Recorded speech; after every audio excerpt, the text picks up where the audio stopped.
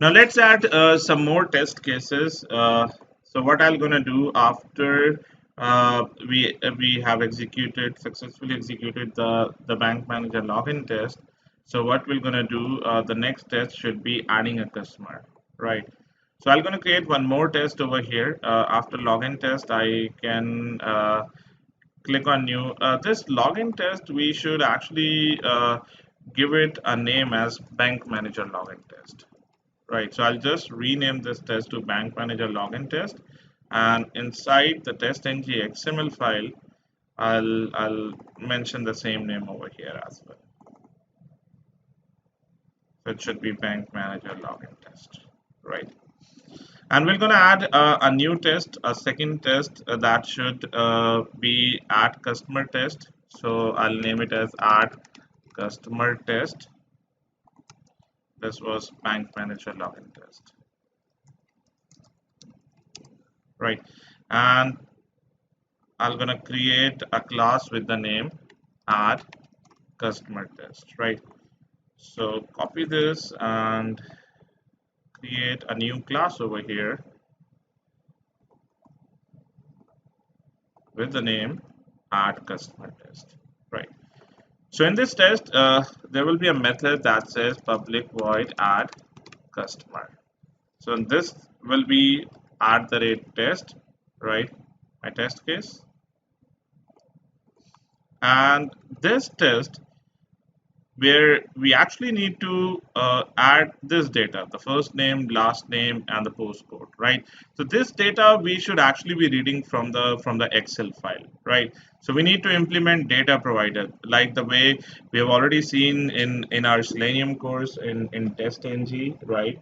Where we actually use data providers, right? So we'll be implementing the same thing. So what I'm gonna do, I'll first gonna add data provider equal to get data. So this get data method we actually need to create over here, which will gonna say public object two-dimensional array get data, and this will be our data provider at the rate data provider. Right now we are going to design it in a simple way, but later on we're gonna add some more logics over here, right? So this data provider will actually gonna contain three columns at the moment, right? Like the first name, last name, and the postcode. So I'm gonna mention string first name, string last name, and string postcode, right? Three columns over here. And I'll be opening up my Excel sheet now. So in the Excel sheet, what I'm gonna do,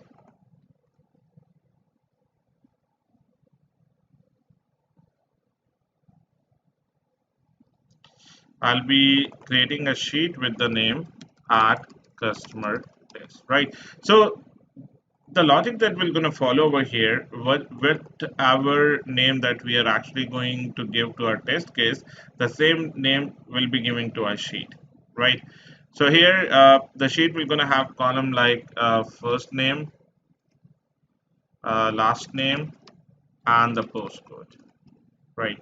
So let's say the first name I'm giving over here as Raman, the last name as Aurora, and the postcode as a something like this, right? And I'm gonna save this sheet, right? So data provider we need to implement over here like the way we have implemented in test.ng. So I'm gonna take this from one of my project. So I'll just copy this data provider code, and one of the utility we will be needing is the Excel utility. So Excel utility that we have used, that is one of the utility will be keeping it inside the utility. So I'm talking about one of the Excel reader file. So I can take it from my existing project. The same Excel reader file you'll be using, you'll directly gonna put it inside your utilities.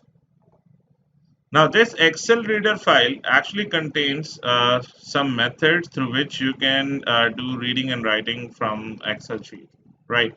So we need to add some APIs as in some dependencies in our pom.xml file. So these are POI related jar files that you need to add. So I'm going to show you what all jars that you need to add. You need to add a dependency like this, Apache POI, then POI XML, then you need to add DOM4j, then you need to add XML beans, and the final one is POI XML schemas. So these are the jars that you actually need in order to do reading and writing uh, from Excel, right? And I'm gonna go to my base class. I'll first load this Excel file. So this Excel file, Excel reader file, has actually got a constructor. This class has got a constructor that accepts the path of your Excel file, right? So that it should load, it can load the path using the file input stream and pass the file input stream in XSSF workbook class. So this XSSF workbook is actually used for the latest Excel formats, that is .xlsx, right? So what I'll do, I'll go to my base class and I'll load my Excel sheet first. I'll say public static Excel reader Excel equal to new Excel reader, and I'm going to give the path of my Excel reader over here. First we'll import this Excel reader from the utilities package, and path, how will we be giving the path? The same way like system.get property, and this is again inside SRC test resources, and after that it should not be properties, it should be where we have actually kept the Excel file. So we have kept the Excel file and the resources. We have a folder Excel and then test data.xlsx. So I'm gonna give the folder name as Excel and the file name is test data.xlsx. Right, so we have loaded the Excel sheet, and now we can call these methods for Excel. Let's see, we need to extend our test base class over here so that the Excel reference can come over here. Right, sheet name, we're going to create a variable sheet name over here, and sheet name we're going to pass it as the sheet is name is the same as the class name, right? So it will actually going to read the row count and the column count, and we're going to add it into the object two-dimensional array for rows and columns, right? So this is the logic that is written for data provider. What it will actually going to do, it will start reading the data from the row 2. So if we take a look at our Excel sheet, so our data starts from the row second. So data starts from the row second. It will actually start reading the data from row 2 till the row count, right? The loop, how this loop actually going to work, it starts from row number 2 and less than equal to the row count. So if the row count is 2, it will just going to read the data from this particular row, right? And then the columns, it starts from 0. So this is the first, this is the 0th column. We are treating it as a 0th column, and it actually runs less than the column count, right? So it will gonna read the data for 0, 1 and 2 columns. So first this loop will gonna run, right? Now here the data will be stored in a form of data 0, 0. The first data we need to store in data 0, 0. So column is 0 at the moment, right? Column is 0. And if I give row number over here, row number is 2 at the moment. So 2 minus 2 is equal to 0. So the first data will be stored at data 0, 0. Like this is how we parameterize data in TestNG. If you have already gone through my TestNG lectures in the Selenium course, you must be familiar with the parameterization concept, right? So data 0, 0 will gonna hold the very first data, that is the first name, and then we're gonna get the data using one of the Excel method, get cell data, which will get the sheet name. Sheet name is add customer test, the column number is 0, the row number is 2. It should get this data and store it inside data 0, 0.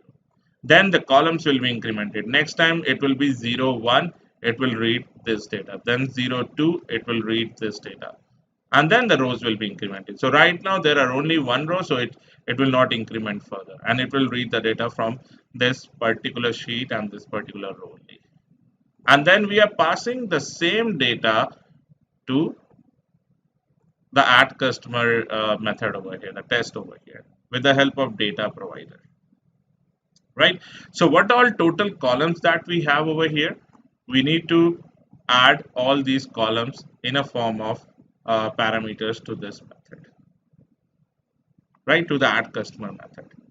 So once we are done with this, we can now uh, write the code for finding the elements and then doing send keys and reading the data from the Excel sheet. So very first thing, when we go to this page, we need to click on add customer button to so that we can see these things. As in, if we click on bank manager login, these things won't show up automatically. You need to click on add customer button. So first we need to click on add customer button. So I'll be saying driver dot find element by dot css selector, and we're going to take it from or dot get property, and we'll take the property of add customer button. We have already taken the locator for add customer button, and we'll say dot click. And after this, after clicking, we need to do send keys for 3 times and then again click. So I'll just copy this and I'll say dot send keys. Right, first we need to enter first name and we need it 3 times. First name, then the last name, and then the postcode. Last name and the postcode. Right, so this will be first name, this will be the last name, and this will be postcode. So add customer button, again, this is also add customer, this is also add customer. So I can, instead of add customer, I'll name it as add button, right? So we're going to give this locators in our OR properties. So I'll say first name, then last name, then postcode, and then add button equal to this. And in my test, I'll say add button equal to this. Add button dot click, right? So let's take the locators for these elements. So first name, I'll right click over here, say inspect element, and let's see what is the locator for it. So it should be input. This is an input element, right? So I'm gonna say input. Then we can use ng model over here.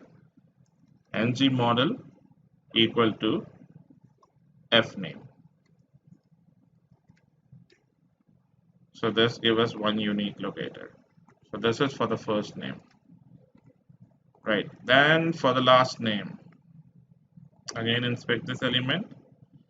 So last name is just L name, same input, ng model N name.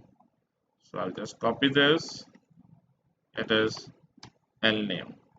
Again, let's see, the third one is also input box, and here it's post CD, ng model post CD, right? And then we have add customer button. So button type equal to submit. Let's see.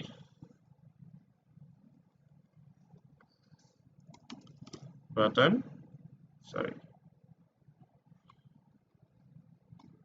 type equal to submit. Yes, we got this. Right, and I'll paste it over here. So this is how we have created our second test, right? Now let's make sure it works fine. So I'll again go to test.ng.xml, right click and say run as test.ng suite, and we're going to make sure the data is read from the Excel sheet.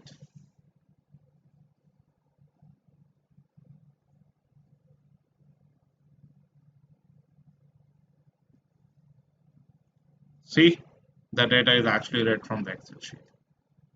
And if we take a look at the results, so see, this is the data that is read from the Excel sheet. And if we refresh our reports, we're going to see the second test, that is add customer test over here. And this is what we have actually filled, right? Now, what happens if I go over here and if I enter the first name, if I enter the last name and some postcode, and if I click on add customer, see, there's an alert that shows up. I need to validate this alert as well, and I'll need to click on OK button. So whenever you add any user over here, you can see this thing should remain constant, and this ID gets changed. So right now it's 14. If I add one more user over here, let's say this and some more postcode, and if I click on this, see, this is changed to 15, but this thing remains constant. Customer added successfully. So what I can do, I'll add this message as a data in my Excel sheet. So this is my Excel sheet, and this is actually an alert text, right?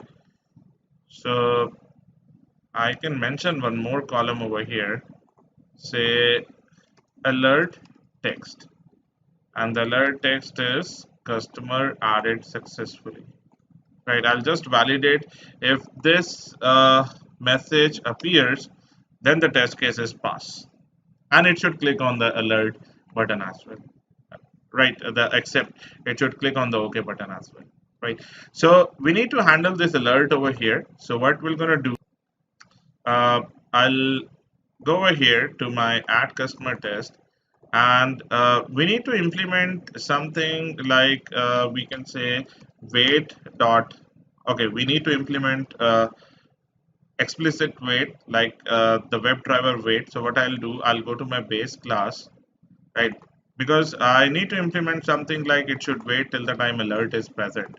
And this is one of the explicit condition. This won't be handled through implicit wait. Implicit wait is only for checking the presence of element if it is not immediately present. It is not for checking the alerts, right? For alerts, we need to use some expected condition. So I'll say public static WebDriver wait, right? We'll implement explicit waits in the framework now, and over here I'll say wait equal to new WebDriver wait. Give the driver reference and give 5 seconds as an explicit wait.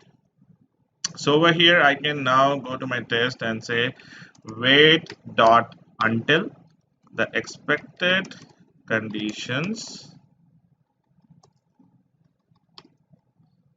dot alert is present, right? And this should actually gonna return you the reference of alert interface. So you can say alert equal to this, and when you say alert dot get text, it will get the text of alert. And you can say alert dot get text dot contains. So if this contains alert text, so string alert, because we've added another column, right? So if it contains alert text, then we can add up an assertion over here. Assert dot, again assert true, right? It will be a Boolean condition. So it will check, because contains will gonna return you a Boolean value. So if it contains the alert text, that is successfully like customer added successfully, if get text contains that particular thing, then it should pass the test, otherwise it should fail the test. And once it contains, then it should say alert dot accept. It should click on the OK button, right? So let's put a sleep over here for a few seconds just to validate it clicks on alert or not. Later on we're gonna remove this sleep.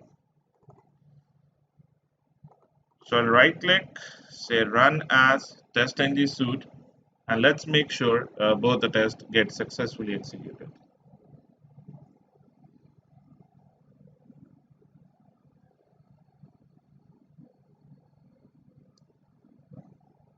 Okay, the execution was very fast.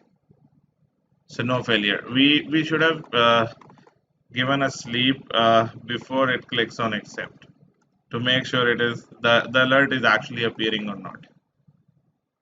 Right. So I'll run this once more.